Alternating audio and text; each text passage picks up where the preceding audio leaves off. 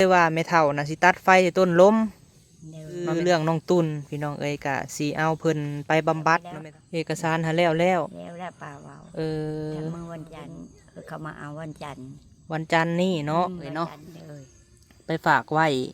กรณีที่หนึ่งพี่น้องเอ้ยเนาะเว้าพื้นให้ไม่เท่าเอ้ย เด้อ ไม่ตู้อยู่เผาทานนี่กะบ่แม่นดินเฮา แม่ ดินคนอื่น ดินคนอื่นเอาอยู่ไป โดยได้ซองมาพี่น้องเอ้ยหมู่ที่มาอาศัยเผาทานก็ต่างคนต่างมาหาอยู่หากิน แม่ คนละบ้านละเมืองเนาะ แม่ คือเอ้ยสากับบ่มีดินพี่น้อง แม่ เลยเฮาบ่อยากให้มันเกิดความวุ่นวายในดินเขาแม่เฒ่าเป็นตาย่านที่ว่าอาการของคนแบบนี้พี่น้องอาการของคนที่ว่าเป็นแบบลาวนี่พี่น้องเนาะ ตีแล้ว แม่นหั่นเลย คนคุ้งนี่ก็เอากระยาน แม่นหั่นเลย ตู้ก็เอาไป เขาเอิ้นว่าปลาตัวเดียวเน่าเบิดของพี่น้องเอ้ยฟังลาวเขาเอิ้นเนาะตัวหนึ่งเน่าและเน่าเบิดพี่น้องเอ้ยอันและลูกจังหวะตัดไฟแต่ต้นสบายดีสวัสดีได้อพี่น้องเด้อเนาะบ่สุขุสุคนพี่น้องพบพ่อกับบ่าวพามีอีกแล้วพี่น้องเอ้ยเนาะพบพ่อมื้อนี้พี่น้องเอ้ยบ่าวพามีกะมีข่าวเนาะพี่น้องเนาะสิมาแจ้ง FC หรือว่าพ่อแม่พี่น้องเอ้ยที่ติดตามเคสของยายคำเนาะหรือว่าแม่ตู้คำพี่น้องเอ้ยซึ่งว่าตอนบ่าวพามีซอยเรือเพิ่นตอนนี้เฮ็ดครัวเนาะพี่น้องเนาะหลังจากว่าตอนนี้บ่าวพามีสังกะสีเรียบร้อยเนาะพี่น้องเนาะมีสังกะสีไม้บ่าวพามีแล้วก็เอื้อยสาเอื้อยแหลมเนาะอาสาไปตัดพี่น้องไอ้พร้อมด้วยน้องละตีกับสามีเพิ่นพร้อมเพียงเฮียงหน้าไปตัดไม้สิเฮ็ดครัวให้เล่าพี่น้องเอ้ยตอนนี้แมนไม้ของพวกเฮานำมาครบแล้วพี่น้องเอ้ยแล้วก็หลายมื้อหลายเว้นเนาะพี่น้องเนาะบ่าวพามีก็ยังบ่มีโอกาสสิมาเปิดคลิปเนาะหลายท่านก็ถามเข้ามาพี่น้องเอ้ยว่าบ่าวพามีคือบ่พากันไปเฮ็ดครัวให้แม่เฒ่าคำเนาะหลายมื้อแล้วพี่น้องเอ้ยกะเรื่องของเรื่องเนาะพี่น้องเนาะมื้อนี้ก็สิมาแจ้งทุกท่านพี่น้องเอ้ยก็สิได้โจะสัวข้าวก่อนเนาะพี่น้องเนาะอีกประมาณจัก3-4 มื้อเนาะพี่น้องเนาะโดยเรื่องพี่น้องเอ้ยตอนนี้ก็สิมามีเรื่องมาแจ้งพี่น้องเอ้ยเรื่องก็คือทางน้องตุนเนาะหรือว่าลูกแม่ตู้คำร้านตู้คำมาแหละพี่น้องเอ้ยอาการเพิ่นเนาะพี่น้องเนาะกะบ่คือเก่าพี่น้องเอ้ยอาการบ่คือเก่าหรือว่าอาการหนักกว่าเก่าพี่น้องเอ้ยหนักแบบใดก็คือพี่น้องเอ้ยบ่ได้ลงแต่ตูบเนาะบ่ได้ลงแต่ตูบบ่ได้อาบน้ำเข้าน้ำซ้ำปลาพี่น้องเอ้ยก็คือ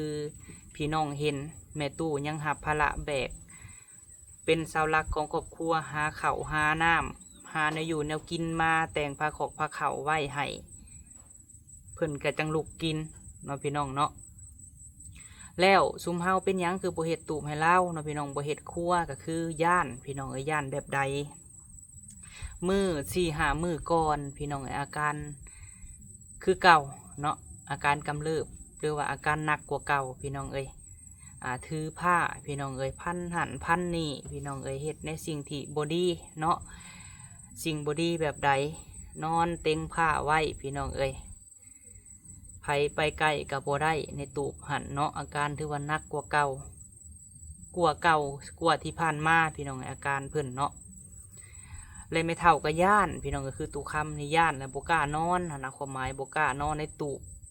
ถ้าอาการเท่าตุนไปแบบนี้เพิ่นก็สิไปนอนตูบของปลาบนเทียงใกล้ๆอะไรพี่น้องไปนอนแล้วพี่น้องไอ้ตอนนี้แม่เท่าคำนะสีตัดไฟแต่ต้นลมเนาะพี่น้องเนาะแม่นยูว่าเข้าใจว่าเท่าตุนนี่สติบดีพี่น้องเอ้ยแต่สติบดีคือแม่เรายังหูจักเข็ดหูจักหาหูจักทำมาหากินหูจักเห็ดทานแต่ว่าเท่าตุนพี่น้องเอ้ยสติบดีนี่แถมอาละวาดพร้อมพี่น้องอาละวาดนี่โบอันนั่นได้พี่น้องต้องจับผ้าจับหยังนะพันหันพันนี่พี่น้องเอ้ยไม่เท่ากระย่านเลยปุ๊บไปนอนตูบเขาบัดนี้พี่น้องเอ้ยเลยบ่าวพามีผู้ไปซอยเรือผู้เขาไปหากระโบก้าพี่น้องเอ้ยโบก้าย่านนั่นแหละพี่น้องเอ้ยก็เลยว่าโจะสะกอนเนาะและตอนนี้บ่าวพาเมตูคำหันปรึกษากับบ่าวพามีไล่มือก่อนเลยพี่น้องเอ้ยก็คือสิเอาเท่าตุนนี่ไปบำบัดพี่น้องเอ้ยไปบำบัดซะก่อนหรือว่าไปอันนั้นแหละพี่น้องเอ้ยเนาะแล้วบ่พามีกับบู๊ว่ามือใดพี่น้องแหละทำสิไปทำไม่เท่าคำจากปากเพิ่นว่า เพิ่นน่ะตัดสินใจได้แล้วบ่เนาะเพราะว่าการที่เฮาเฮ็ดแบบนี้พี่น้องเฮาก็ตัดไฟแต่ต้นลมเนาะตัดไฟแต่ต้นลมแบบใดพี่น้องเอ้ยข่าวการบ้านเมืองเนาะเหตุการณ์คู่มือนี่ก็ถ้าว่าอาการแบบนี้พี่น้องเอ้ยมันสิเฮ็ดไปทั่วทีปและเฮาบ่ฮู้ว่ามันจะลงไม้ลงมือใส่ไผแน่หั่นนะพี่น้องเฮาก็บ่ฮู้เนาะเพียงแต่กันไว้ก่อนพวกอายุเพิ่น23 24ปพมีกับน้องตุ่นนี่ซ้ำกันเด้อพี่น้องเด้อเนาะปพมีเกิดปี2002เนาะถ้าตุ่นกับประมาณ2001นี่แหละเรือ2002นี่แหละเนาะอายุก็สิซ้ำกันเนาะและไม่เท่านะสิตัดไฟแต่ต้นล้มพี่น้องเอ้ยเพิ่นก็ให้ดำเนินเอกสารอีหยังนี่แหละเนาะเพิ่นว่าแต่มือก่อนหันและบ่ฮู้ว่ามือใดพี่น้องเอ้ยเพิ่นจังสิเอาไปบำบัดเฮาต้องไปถามเพิ่นเนาะสิ่งที่มาออกคลิปนี่เบาพามีบ่มีเจตนาหยังเนาะพี่น้องก็คือเจตนาน่ะก็เป็นห่วงไม่เท่าค่ำพี่น้องเอ้ยเพิ่นอายุหลายเลยอยากให้เพิ่นมีชีวิตที่ว่าดีขึ้นอยากให้อยู่สนุกสุขสบายเนาะอยากให้ทำมาหากินโดยที่บ่ได้เป็นหยังหนนะพี่น้องให้คิดเบิ่งนอนนี่ข้างกันพี่น้อง1 2 3แอนนาเท่าตุ่นไม่เท่าถ้าบางเทื่อกลางค่ำกลางคืนมาเนี่ยพี่น้องมันอาละวาดนักไม่เท่าค่ำสิหูเมื่อบ่ถ้าว่าเราไปบ่ทันพี่น้องให้คิดเห็นแบบนี้ในกรณีที่ว่ามาไม่เท่าค่ำก็อยู่ดินเขาพี่น้องถ้าว่าเฮ็ดในสิ่งที่บ่ดีเนาะในดินเขาหันพี่น้องเอ้ยสมมุติว่าในหันมี4-5หลังคาเฮือนนี่ปลาตัวเดียวพี่น้องมันสิเน่าเบิดของในหันนะถ้าว่าผู้หนึ่งเป็นหรือว่ามันเห็ดในสิ่งที่บดีนะมันเห็ดหันเห็ดนี่เจ้าของเขานี่ตรงมีแน่นอนพี่น้องบ่มีดินตอนใดสิบ่มีเจ้าของเนาะเพียงแต่ว่าเขาบ่ทันออกมาอยู่ซื่อเนาะเขาก็ออกมาเป็นโทษเป็นหนีมาไพ่กันบ่คาคอไม่เท่าพี่น้องเอ้ยฉะนั้นไม่ตู้คำเราคิดดีแล้วเนาะที่ว่าเราตัดไฟแต่ต้นลมนะพี่น้องแต่เขาสิไปทำจากปากไม่เท่าคำพี่น้องเพิ่นคิดคักและบอเนาะเพิ่นก่อนเพิ่นตัดสินใจแต่ถ้าว่าพี่น้องเอ้ยแม่ตู้หันตัดสินใจบ่ได้พี่น้องหรือว่าจังได้เราก็ยังเป็นห่วงและเราก็ยังมันอาละวาดแล้วเราสิไปนอนเทือนหมู่แล้วพอมีกับสิบ่เข้าหาเนาะพี่น้องแต่ว่าเราตัดสินใจได้พี่น้องบ่พอมีกับสิสานต่อแล้วก็สิเบิ่งแย่งเล่าพี่น้องสิส่งยืนตามกำลังที่ลูกหลานคุมตัวทานมีและคนแถวนั้นพี่น้องเขากับหางเสียงเดียวกันมาเข้าย่านเนาะพี่น้องย่านแบบไหนยามทาตุนอัลวาดยามไรไม่ตู้กับไปส้นเพื่อนเขาแหละเขากับย่านเขาที่ถึกลุกลงคือกันพี่น้องเนาะโดยปะจังได้คลิปนี้สีไปสัมภาษณ์ไม่เท่าคำพี่น้องไปถามเพื่อนเบิ่งว่าเพื่อนคิดจังไดเนาะพี่น้องเนาะและเพื่อนมือใดกันแท้พี่น้องจังได้กลับไปเบิ่งน้ำกันพี่น้องเอาเนาะพี่น้องเนาะทางเมตุคำพี่น้องกะมาพี่แหละพี่น้องเพราะว่าเฮาซีบอได้เว้าอยู่ในหันเนาะพี่น้องเนาะพี่นัดเพิ่นมาตูบบ่าวพามีพี่แหละพี่น้องห่างกันประมาณ100 เมตรเนาะ100-200 เมตรพู้นแหละพี่น้องเข้ามาหาไม่เท่าก่อนสบายดีเด้อไม่เท่าเด้อโดยหากเอาทมทานแล้วติจูดแล้วบ่ไม่เท่าจูดเลยมากระแลมาดูโดยนัดไม่เท่าคำมาพี่น้องพี่น้องเนาะหลังจากลูกหลานกระทำหาหลายทานไม่เท่าว่าบ่าวพามีคือบ่อเฮ็ดตูบให้ไม่ตุคำเพิ่นว่าบ่อนต่อครัวเนาะเพราะว่าเฮาก็รับเงินแม่อุไรใส่ซิดเพิ่นมาน่ะหลายมื้อแล้วไม่เท่าตั้งแต่ซื้อสังกะสีมาให้ไม่ตุคำพี่น้องตอนนี้ก็ยัง1,000 กว่าบาทเนาะพี่น้องเนาะขึ้นนั่งเทิงก็ได้ไม่เท่ายันจะลอยแข่งโดยช่วงนี้ไม่เท่ากับจอยได้พี่น้องจอยกว่าเก่าเนาะเราลงได้ช่วงนี้พี่น้องแอนนาไปไซส์มือแอนนาค่ะอยู่เฮือนนะอยู่เฮือนโดย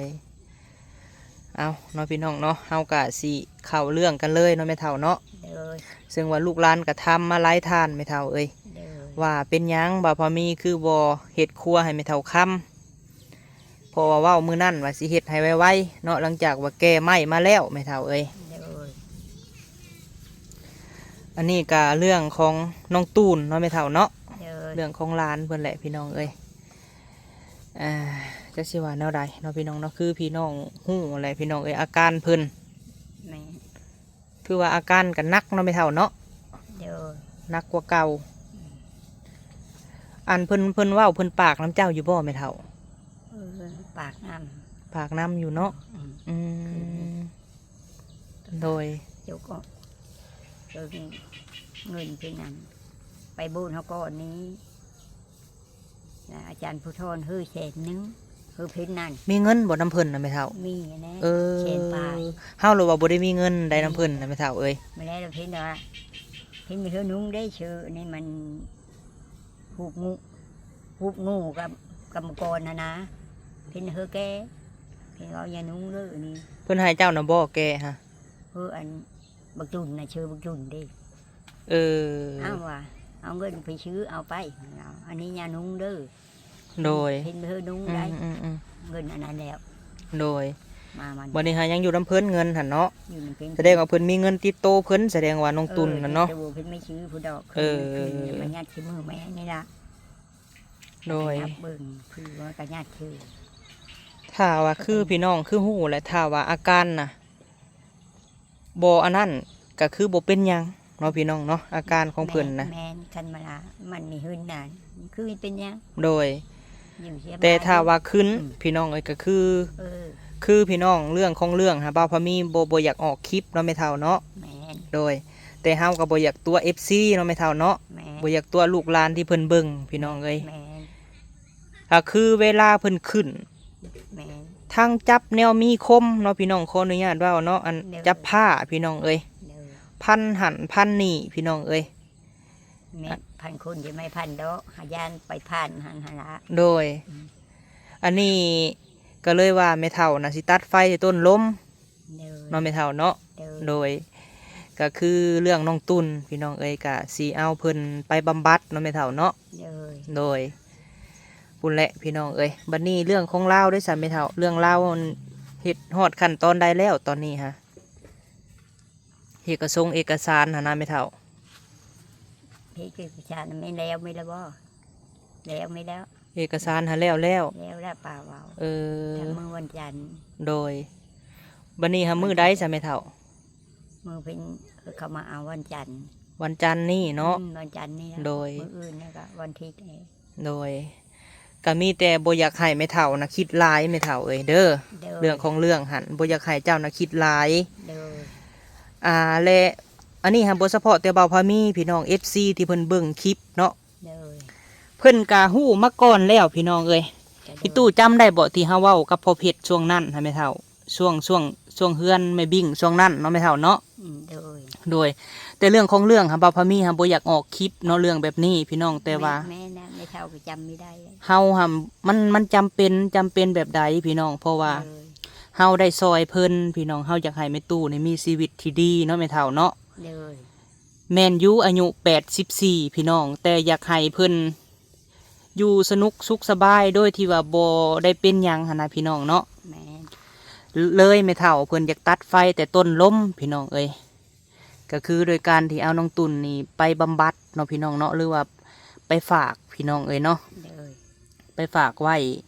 กรณีที่หนึ่งพี่น้องเอ้ยเนาะเว้าพื้นให้ไม่เท่าเอ้ย เด้อ ไม่ตู้อยู่เผาทานนี่ก็บ่แม่นดินเฮา แม่ ดินคนอื่น ดินคนอื่นเอาอยู่ไป โดย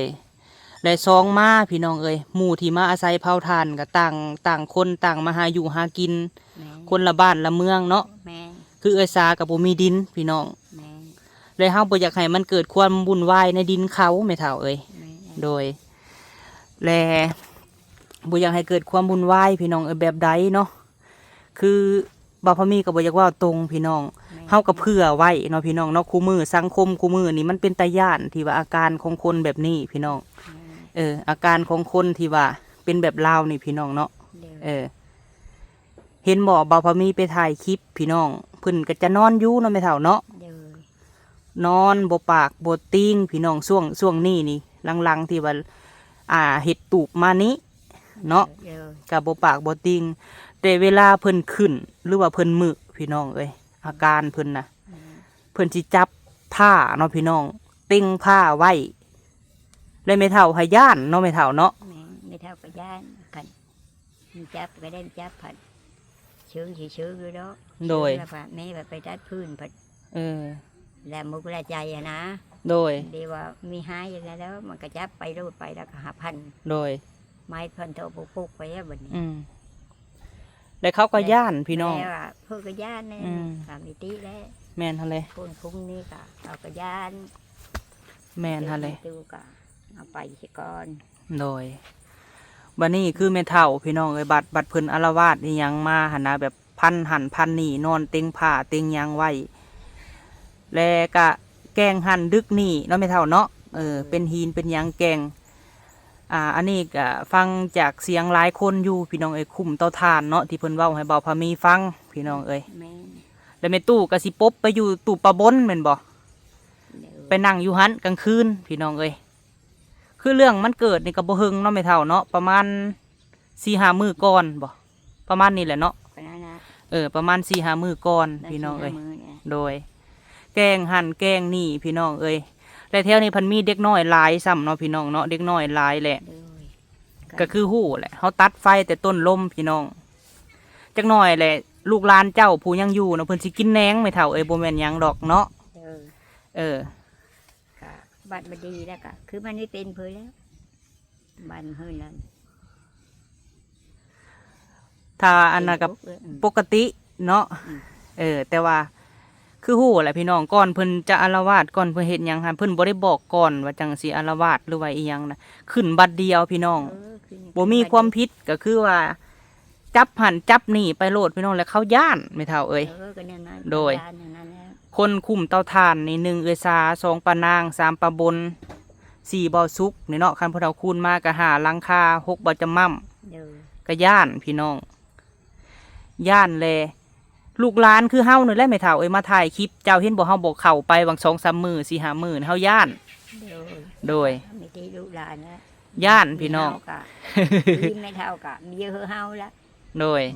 ไม่เท่าก็มีชมุกเชื่อใจแล้วละ แม่น เห็นบ่เฮาส่งนี่เฮาบ่ให้ลาตีไปหาได้เฮาย่าน พี่น้องเอ้ยย่านแหละเนาะพี่น้องหมู่รถนอนอยู่คือการ์ตูนหาเฮาบ่ฮู้ว่าเพิ่นสิลุกไม้เฮาจับหยังมาใส่เฮาหั่นนะ เดี๋ยว แน่บ่แม่นเพิ่นสิบอกเฮาว่าเพิ่นสิเฮ็ดหยังใส่เฮาหั่นนะ แม่นะ โดย เดี๋ยว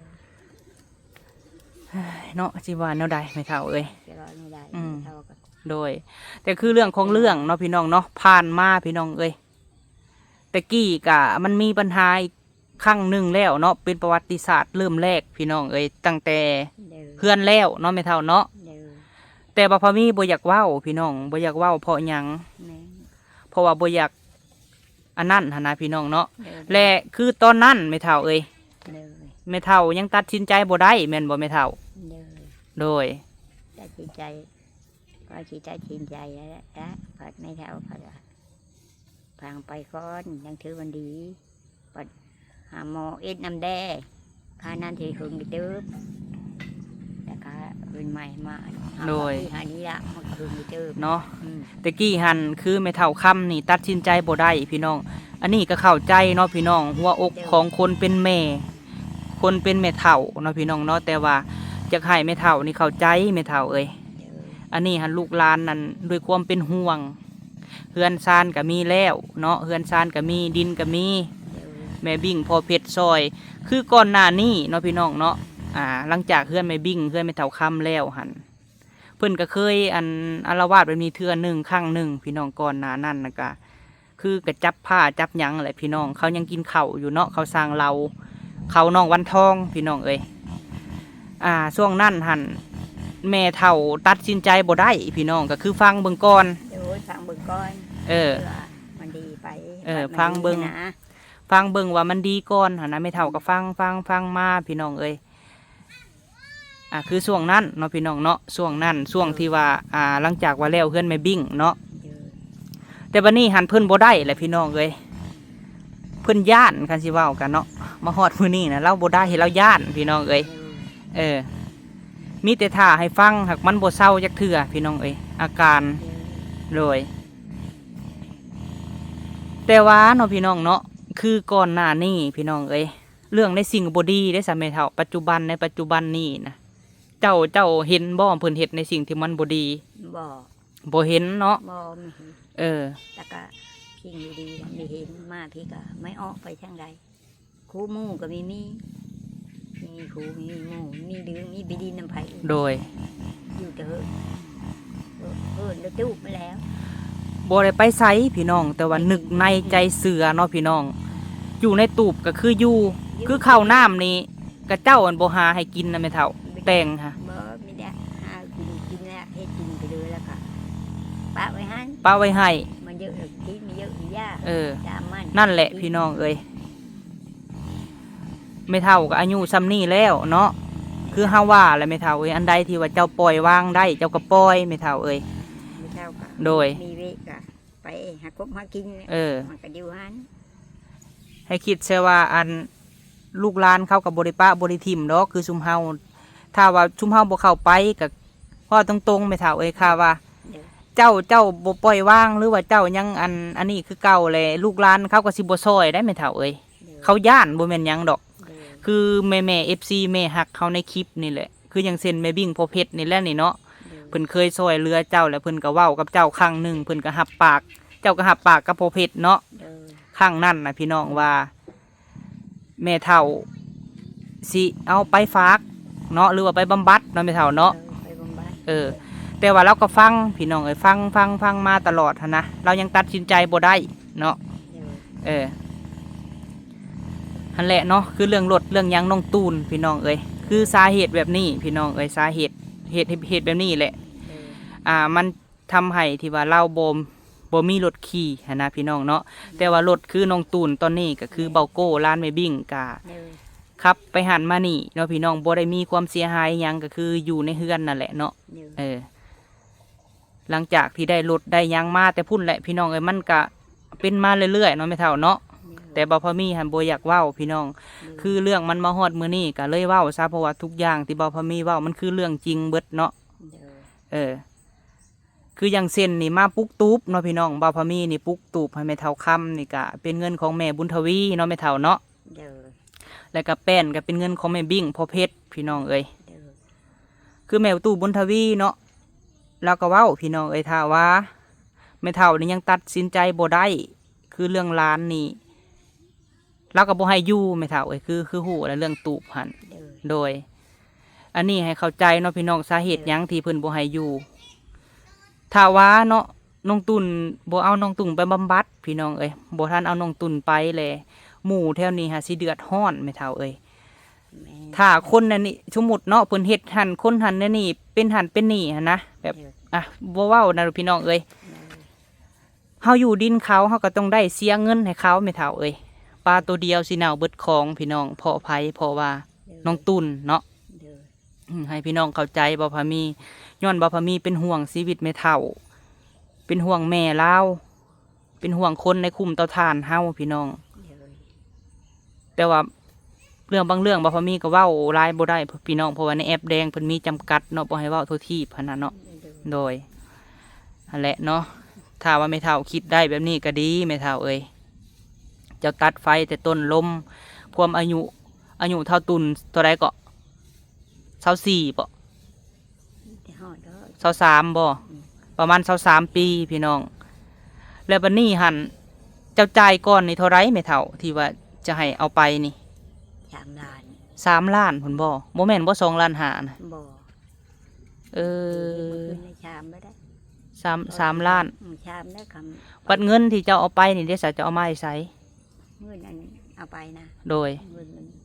ย่ามันมอบเพื่อนเลย เงินเฮามอบให้ มอบให้ แล้วมันสิพ่อบ่จำนวนนั้นนะ มีพ่อกะสิยืมเชื่อ ยืมใส่ อืม อื ใช่ มโดย แต่เก่าเมื่อไปเช็ก่อนนั่นเด็กอะมันขึ้นแล้วเดี๋ยวนี้2,500,000 เออ เดี๋ยวนี้มัน แล้วบัดนี้หั่น ได้2,500,000 เอาไปฝากเลย แต่ละเดือนเด้แม่เฒ่าต้องจ่ายแบบใดหั่นนะ แต่ละเดือนนั้นเดือนหนึง4,500,000 เดือนหนึง4,500,000 4,500,000 บ่ได้รุดบ่ บ่ เออ ยามก็ไม่ได้กันว่า ไปเงินมีพ่อก็เขาเฮิดที่นี่ ติดหนี้ก็ได้เนาะ ติดหนี้มีเพื่อคนติดหนี้ได้มีพ่อได้ เอ เงิ อ นเขามีพ่อติดหนี้เขาเอาอย่างนั้น เออ จามเพน และอันนี้หั่นที่ลูกเว้าหั่นเฮาบ่ได้บังคับโดยแม่เฒ่าเด้อแต่เฮาอยากให้เจ้าตัดสินใจเอง เดิน โดย เพราะว่าเดี๋ยวจังหน่อยผู้ใหญ่เบิ่งคลิปเบาพามีว่าเบาพามีนี่บังคับแม่เฒ่าคำนี่บ่แม่นเด้อ เดิน ก็ย้อนเป็นห่วงเนาะพี่น้อง แต่ถามว่าลูกหลานแถวนี้นี่หลังจากว่าเอาน้องตูนไปแล้วพี่น้องเอ้ยลูกหลานก็เบิ่งคือเก่าแต่สิเบิ่งหลายขึ้นกว่าเก่าพอยังพอว่าเขาบ่ได้ย่านแล้วตะกี้น่ะเขาย่านไม่เท่าเอ้ยเขาย่านเขาก็ย่านนั่นแหละพี่น้องแบบเขาบ่ได้ระวังตัวแล้วมันสิมาทางหลังหั่นนะพี่น้องเนาะช่วงนี้นะบ้านเมืองเหตุการณ์บ้านเมืองพี่น้องเอ้ยมันบ่คือเก่าแฮงเห็นในเฟซในไลน์แฮงเฮ็ดบางเทื่อพ่อแม่พี่น้องเอ้ยก็ย้อนลูกนี่แหละเฮ็ดให้นะเนาะแต่คือตอนนี้ไม่เท่าคำเพิ่นว่าหันในสิ่งที่บ่ดีเนาะพี่น้องพี่น้องก็คือสิฮู้อยู่สิว่าสิ่งที่บ่ดีหันเพิ่นบ่ได้เฮ็ดแม่นบ่ตอนนี้ฮะได้3 ปีเลยดิ3 ปีแล้วไม่เท่ากันมือมันเฮ็ดอยู่ในเท่านี้ป้าได้นี่มาพี่มีจักบอลอยู่แล้วก็อยู่ทางป้าบัดมันยาเองมันดีเองมันดีแล้วก็ไม่เท่า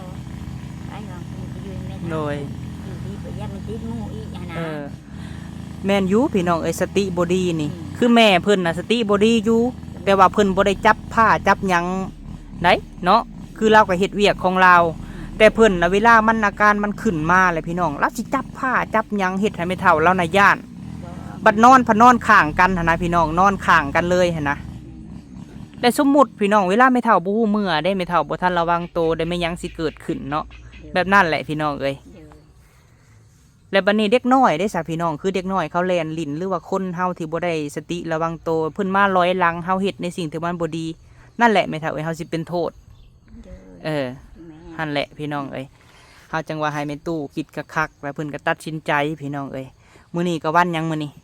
นะวันเสาร์มื้อนี้วันเสาร์มื้ออื่นวันอาทิตย์มื้อฮื้อเนาะแม่เท่าเนาะมื้อฮื้อพี่น้องเอ้ยเรื่องของเรื่องก็ประมาณนี้แหละพี่น้องเอ้ยหลังจากว่าเอาน้องตุนไปแล้วเนาะพี่น้องเนาะซุมเฮากับสิสานต่อเรื่องครัวเจ้าไม่เท่าเอ้ยเนาะกะขอโทษแม่อุไรไซซิดเนาะพี่น้องที่ว่าหับเงินเพิ่นมาหลายมื้อแล้วบ่พอมีก็รอเวลานี่จังหวะนี้แล้วสิพาไม่เท่าคำเว้าในคลิปนี้เนาะเพราะว่ากะคุ้มนี่กะต่างคนก็ต่างมาอาศัยดินดอนตอนหญ้าเขาอยู่พี่น้องเอ้ยแม่นอยู่ว่ามันบ่มีเจ้าของดินทุกตอนมันมีอยู่แล้วเจ้าของเพียงแต่ว่าเขาบ่ทันออกมาพี่น้องเอ้ยโดยยังมีผู้จักแต่ว่าไม่เท่าเอ้ยถ้ามันมีกรณีที่ว่าเฮ็ดในสิ่งที่มันบ่ดีเนาะมีคนเป็นหันเป็นหนี้ใส่ดินเขานี่เขาต้องออกมาแน่นอนเพราะยังเขาจังให้อันเสียเงินให้เขาอันแหละเขาเอิ้นว่าปลาตัวเดียวเน่าเบิดของพี่น้องเอ้ยฟังลาวเขาเอิ้นเนาะตัวหนึ่งเน่าและเน่าเบิดพี่น้องเอ้ยและลูกจังหวะตัดไฟแต่ต้นในตู้ก็หากินไม่เท่าเอ้ยวันนี้แต่ละเดือนนี้ต้องหาจ่ายมันบ่หาแล้วจ่ายเฮาบ่อยากให้เจ้านะคิดร้ายบ่ให้คิดต่ำค่อยน้อยใจคือเฮาก็หักแพงไม่เท่าเอ้ยตั้งแต่เจ้ามาอยู่ใหม่ๆก็แล่นหาซื้อดินดอนตอนหญ้าคือพ่อแม่เฮานี่ก็เข้าใจแม่บิ่งกับพ่อเพชรนี่เพราะว่าไม่เท่าจำได้บอกพอเพชรล้มกับเจ้าน่ะเกือบ2 ชั่วโมงมือนั่นฮะอยู่เฮือนใหม่เนาะจำไม่ได้ไม่เท่าจำบ่ได้แต่บ่าวพามีกับพอเพชรนี่จำได้พี่น้องมีสาวน้อยลูกไม่เท่าคำแน่ลมกันอยู่เฮือนใหม่ไม่เท่าคำเนาะก็เรื่องนี้แหละพี่น้องช่วงนั้นเพิ่นกะเท่าวันทองสร้างเหลาสร้างลอยกินเข่าอยู่พี่น้องเลยฮาตุ่นกับอาการเพิ่นเป็นแบบนี้แหละจับผ้าเขาก็เลนทางไผทางมันพี่น้องแต่บ่พอมีบ่ถ่ายเนาะพี่น้องบ่ถ่ายแล้วก็บ่เว้าถึงเลยเนาะเพราะว่าไม่เท่าคำเรายังตัดเรามีแต่ฟังพี่น้องฟังมือนั่นฟังมือนี่มีแต่ฟังหั่นนะจนฮอดมือนี่แล้วบ่ได้พี่น้องเอ้ยเราย่านเนาะย่านนั่นแหละนอนก็ระวังคุมมือแล้วระวังก็ระวังมีเป็นรับแล้วก็แล้วรับแม่นปัดแม่เพิ่นได้สามแม่แถวคำเพิ่นหู้อยู่บ่เพิ่นก็ย่านอยู่บ่สาย่านลูกเพิ่นน่ะย่านมันก็ย่านมันก็ย่านมันที่ลูกมันที่ชิ้นต่างๆอยากขึ้นเด้อบีในชัวน้ำมันในกระชืออยู่ได้คือแบบซี่แล้วคันจะปะไว้กับปะไว้กับจักมือใดปัดอายุเพิ่นก็เริ่มใหญ่ขึ้นได้ 23 24ไปพูดเลย30 40เจ้าแฮงสิเอาบ่ได้ไม่เท่าเอ้ยวันนี้จะ เจ้าน่ะย่านชุมเฮาบ่เบิ่งบ่แยงบ่ช่วยเหลือต่อบ่หรือว่าจังไดไม่เท่า ยันเยอะเดิน ฮะ แม่ ย่านบ่เข้ามาหาบ่ ไม่คิดจะเอาคำหาอยู่เด้อ ชุมเฮาก็เบิ่งแยงเจ้าคือเก่าหั่นแหละคันเจ้าคันไม่เท่าคิดได้แบบซี่ มีป้าเคยทิ้งนะ ป้าทิมหันบ่ป้าทิมดอกอยู่น้ำกันนี่แหละแต่ถ้าเจ้าบ่เฮ็ดคือเฮาเว้านี่แหละเฮาสิบ่เข้ามาหาเจ้าเฮาย่านบ่แม่นหยังดอก บ่ว่าแต่เฮาได้น้องเฮาหรือว่าคนแถวนี้ก็สิบ่ไปหาเจ้าคือกันเขาย่าน ก็มีไป แม่นหั่นแหละ ก็มีติเนาะ วันนี้ก็เผาถ่านก็เอาทยอยไปหั่นแหละเฮ็ดจังไดผ่อนพันไป วันนี้สมมุติแต่ละเดือนนี่เจ้าได้อยู่บ่400,000แม่เฒ่า เจ้านี้เชื่อจักลูกจักได้ ไม่เท่าชื่อไม่เจ็ดเฉดไม่ได้ฮะ มีแต่มือเขามาเอาเจ้ากับโบอยู่ในหันหั่นน่ะคือชุมเฮากับสิปิดเลยแบบคือบ่พอมีออกคลิปเนาะบ่พอมีก็หักแพงท่านผู้ชมหรือว่าพ่อแม่อะไรพี่น้องหักแพงพ่อแม่ทุกท่านได้เนาะที่ออกคลิปหั่นนะคันบ่พอมีสิปิดเลยพี่น้องยันมือใดมือหนึ่งเนาะมือใดมือหนึ่งแหละมันเป็นหันเป็นหนี่มาที่มันทรายเกินไปแหละทุกท่านก็สิว่าเบาพามีเนี่ยเป็นคนตัวเนาะพี่น้องโดยที่ผ่านมาเนาะพี่น้องจากมือนั่นฮอดมือนี่กะบางเถื่อเนาะเบาพามีกับบูฮู้เนาะเรื่องราวของเราแหละพี่น้องเพราะว่าเบาพามีกับบริยูใกล้ชิดไม่เท่าคำบางทีคือเราอาละวาดอีหยังกะคนคุ้มเต้าทานเนาะสิบอกเบาพามีเวลาเบาพามีมาตอนเช้าพี่น้องคือเขาปะนางสาปะบนคือว่าอันเพื่อนไปพันยังในหัวบ่จะมั่มทำไมเท่า พักตัวโหมัน ไปหอดพุ่นบ่มือนั่นนะไปเดินแต่คูณ เอาบัดเทือมพอเท่าคูณได้จากเพื่อนพันยังของเราค่ะ เดี๋ยวคูณไม่พันเปล่าพันตัวโหมัน พันประตูหัวเขาบ่ได้เป็นยังบ่ได้หักลงมาหรือว่า คือแบบซี่แล้วนี่สมมติว่าคนที่เขาจะเอาเรื่องเนาะสมมตินะไม่เท่าคือไปพันของเขาเนี่ยเขาบ่พอใจได้ผู้ที่เขาบอกอันนั้นอันนี้ยังใครแน่ลูกหลานที่ว่าคุจักกันหรือว่าลื่นกันเนาะบ่เป็นยังดอกพี่น้องพันแต่ประตูโฮมเท่ากับไปเบิ่งให้บัดนี้หันคืออันบนทางเข่าเฮือนครัวเจ้าหันเด้บนทางเข่าแอนนาเก็บกระสอบนะกระห้อยผ้ามันบ่สิเป็นแทรกลงมาน่ะเนาะหันเด้เห็นบ่แต่ถ้าไปเฮ็ดของเขาหันเด้สับพี่น้องคือไปเฮ็ดของหมู่นะเขาสิบ่ให้บ่เขาสิบ่เป็นโทษไผคันบ่แม่นเฒ่าเสียมันบ่แม่นเฒ่าหันแลลูกจังเว้าว่าไม่เท่าคิดคักแล้วไม่เท่าแต่ว่าเรื่องเฮ็ดในสิ่งบ่ดีนี่คือปัจจุบันนี่ครับเพิ่นบ่ได้เฮ็ดพี่น้องตามที่ไม่เท่าเพิ่นเว้าเนาะแต่บ่พอมีก็บ่ฮู้ดอกเพราะว่าเฮาบ่ได้มาอยู่นํเขาพี่น้องเนาะบ้านเฮิบกินยานะคะคันว่าแม่มันกินสิปูเองมีไปก็ได้คำผู้ปูแม่มันน่ะประชาตินะคันมันกินเยอะยาบำรุงประชาตินี่กันมันก็ดีอยู่มันมีกินนั่นคือแอนนานี่แอนนาน่ะก็สติบ่ดีถ้าตุ่นก็สติบ่ดีพี่น้องแต่ว่าเพิ่นเฮ็ดในแบบนี้นั่นแหละมันบ่ได้เด้พี่น้องเรื่องแบบนี้นะ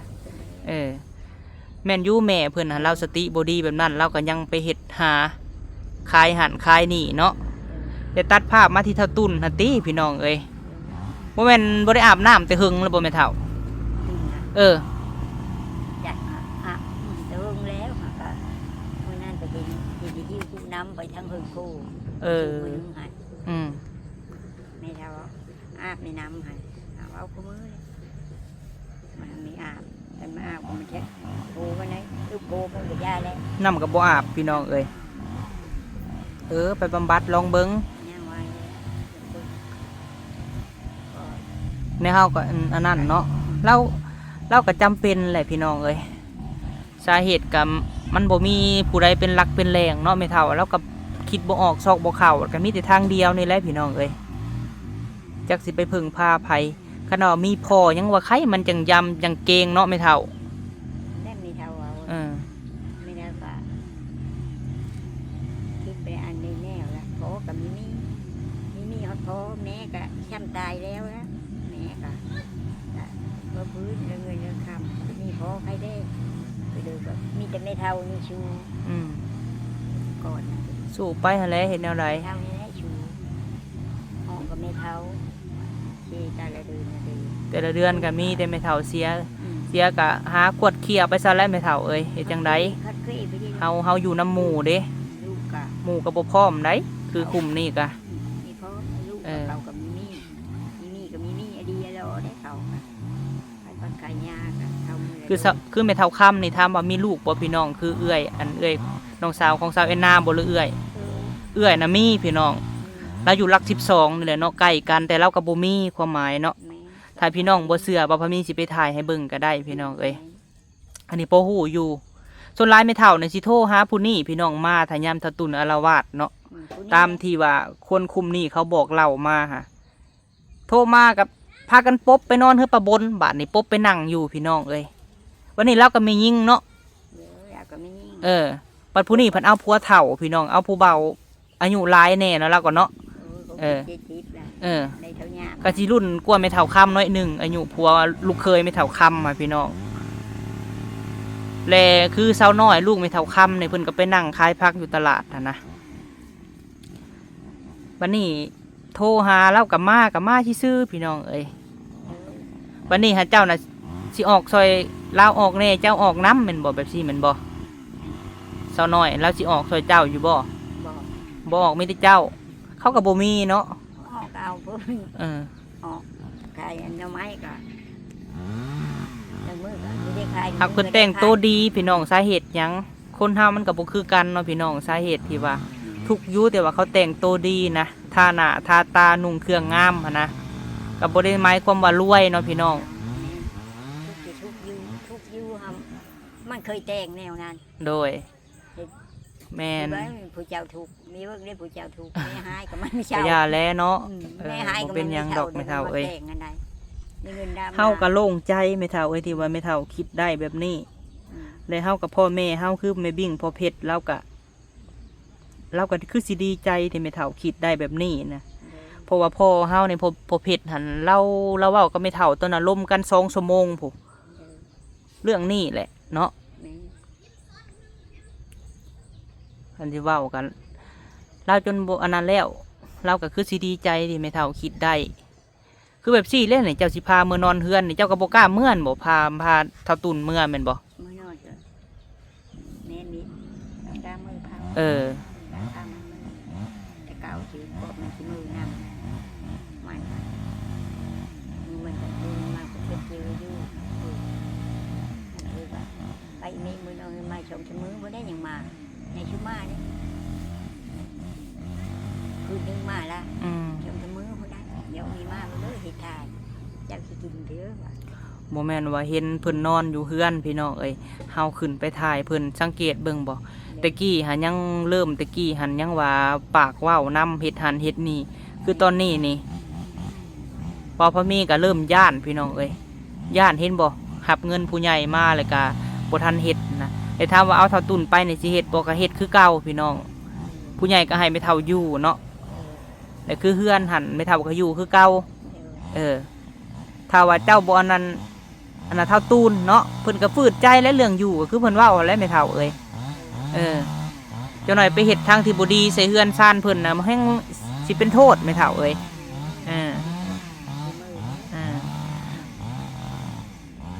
คือเรื่องรถหากาอันเบาโก้ขี่อยู่พี่น้องเอ้ยลูกชายร้านไม่บิ่งนั่นแหละไอ้ของบ่พามีนั่นแหละเพิ่นก็ขับขี่อยู่เราก็เฮ็ดเวียกอยู่เฮือนเราก็ขับไปขับมาอยู่พี่น้องเอ้ยคนเฮาหันบ่เป็นตาแล้วพี่น้องเอ้ยคือเฮาตูนหันคือแบบซี่แหละพาขับรถคือตอนนั้นเพิ่นว่าเมื่อยเนาะเฮาก็เข้าใจว่าเพิ่นสติบ่ดีแต่ว่าเพิ่นมาเฮ็ดแบบนี้นี่ไผก็ย่านเลยคือพิมพากันยาในเด็กน้อยซ้ำย่างแบบไปแบบมานี่เอากระย่านกระดีไม่เท่าเอ้ยมีแต่ว่าบ่ให้เจ้าหันคิดร้ายบ่ให้คิดตำคอยน้อยใจไม่เท่าใจเด็ดแล้วก็อยู่คือเก่าเด้อ เฮือนซานหรือว่าตูบอิหยังก็อยู่คือเก่าอยากให้แม่เฒ่าหันแข็งแรงอยากให้มีชีวิตที่ดีให้กินข้าวแซ่บนอนหลับบ่อยากให้คิดหลายคือเฮาเว้าแหละปล่อยวางแม่เฒ่าเอ้ยมันหนักเจ้าแบกมาหึงแล้วเจ้าแบกมาบ่แม่นเดี๋ยวนี้เลยเจ้าแบกเรื่องนี้นะ เฮิงเลย เออ กินไม่จงคือเป็นหญ้า ไม่เท่ากับมื้อกินข้าวมื้อไม่กินได้มันอุบมันจ่อยก็จะจ่อย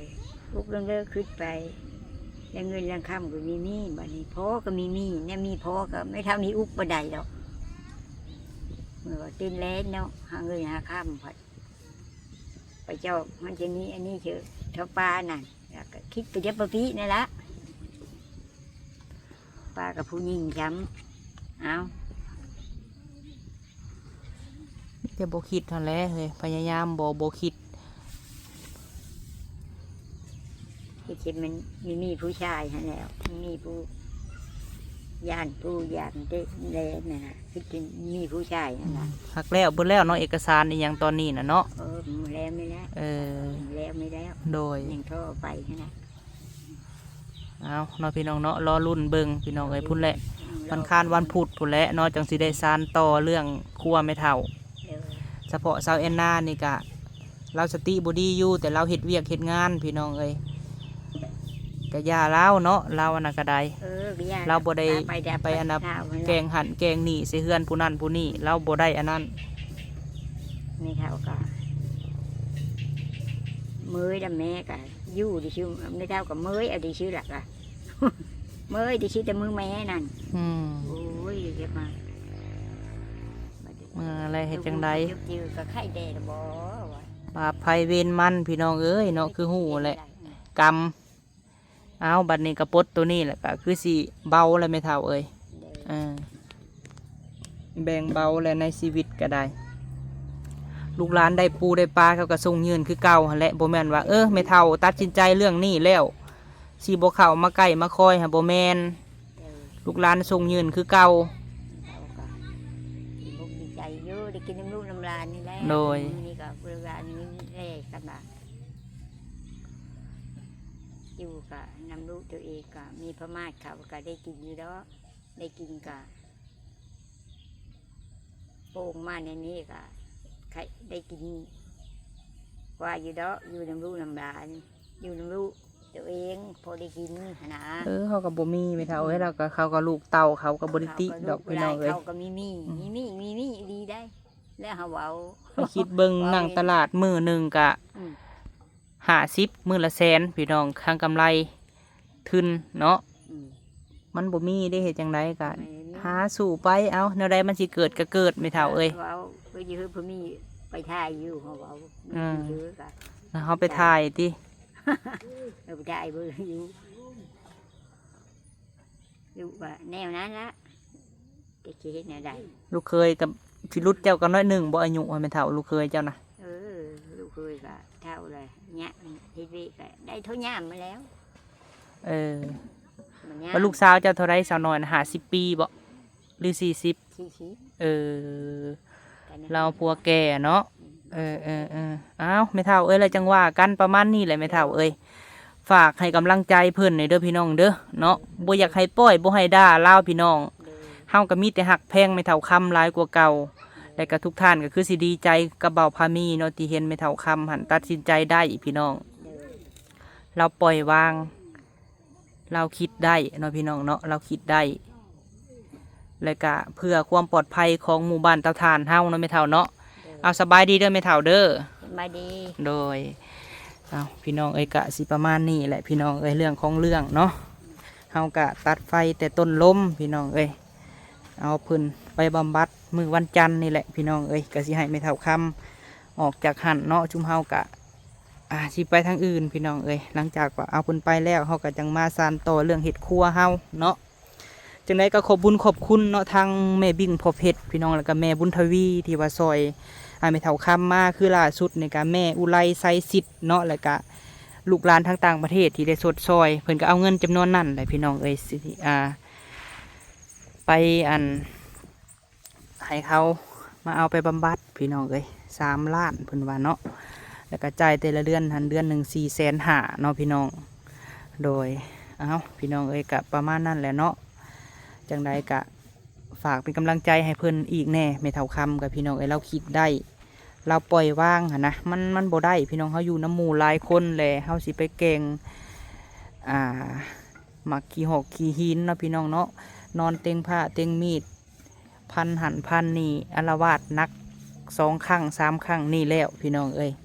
ตามที่บอกเราของคนในนี่เนาะมันก็บ่ได้จังหน่อยปลาตัวเดียวเน่าเบิดของพี่น้องเอ้ยหมู่พวกแถวนี้ก็สิบ่ได้อยู่เนาะเอามีแต่ขอบบุญขอบคุณเบิดสุขุสุขคนเด้อพี่น้องเด้อที่เข้าใจเบาพามีเนาะที่เบาพามีออกคลิปนี่ก็บ่ได้เจตนาหยังพี่น้องเอ้ยมีแต่อยากให้ FC ที่หักแพงเบาพามีนี่เข้าใจพี่น้องเลยกะไปตู้เพิ่นตัดสินใจเองเพื่อความอยู่รอดของหมู่บ้านเฮาพี่น้องเอ้ยแล้วก็เด็กๆเนาะผู้ที่เพิ่นไปมาหาสู่ไม่เท่าคำพี่น้องก็ย่านเพื่อความปลอดภัยของเขาเพราะว่าเพิ่นคู่มือนี่เพิ่นก็บ่ได้เว้าน้ำไผพี่น้องเอ้ยนอนเต็งผ้าเต็งมีดอยู่ในบ่อนหั่นนะในเขาก็ย่านพี่น้องเอ้ยบัดอาละวาดหรือพันหันพันนี่พี่น้องเอ้ยแกงหันแกงนี่เนาะโดยป้าสำหรับมื้อนี้ไปแล้วพี่น้องเอ้ยพบพ่อกันคลิปหน้าเด้อพี่น้องเด้อเนาะพุ่นแหละมื้อวันจันทร์พุ่นแหละพี่น้องเอ้ยสำหรับมื้อนี้ไปแล้วพี่น้องสบายดี